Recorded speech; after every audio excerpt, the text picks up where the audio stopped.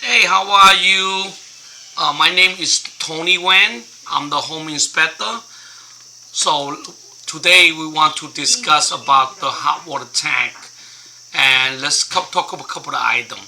So number one, when you install the hot water tank in your house, or your house should be about 120 degree. Otherwise, the problem is when you have it too hot, it's gonna, your hot water tank not gonna last that long. Number one. Number two, all the faucet up there, the water is gonna melt easier. So it should not be. It should be 120 degree. That's like, how do you know if you don't use the machine to test it? You put your hand in there, have to be a little bit hot, but not burning your hand. That's how do you know. It burned, then it's over 120 degree. It's hot, then it should be about 120 degree.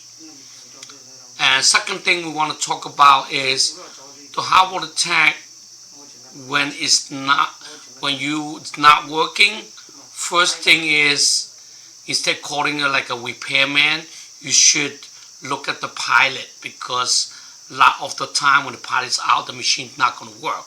So that's the first thing. When the hot water tank's not working, you should check the pilot first. Number three, a lot of people doesn't know what the drip leg is for.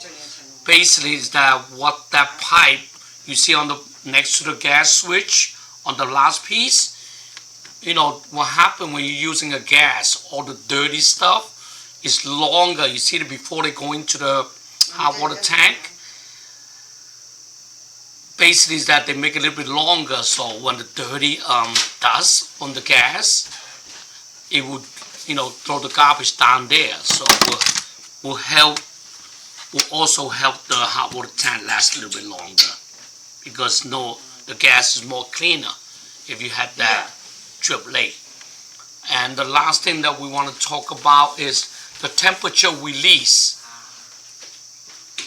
Right there, you see the temperature release valve, also the pipe. So what happened? Why do you need that temperature release valve and the pipe? When you have too much air inside, that's one thing, the water will come out, or the hot water tank is too hot. So before they blow up, they actually release the pressure and the hot water from that pipe out. So why do you need that pipe like almost down to the floor, maybe only like a feet before the floor? The reason is, in case, let's say I give you an example, if you don't have that pipe, so in case that water bursts out, it's going to go to somebody else's chest or face, that means the guy probably is dead. If that blow up the water there, if they have that on the bottom, the water comes out, probably just burn their leg or feet. So that's the whole purpose of it. So thank you for watching the video.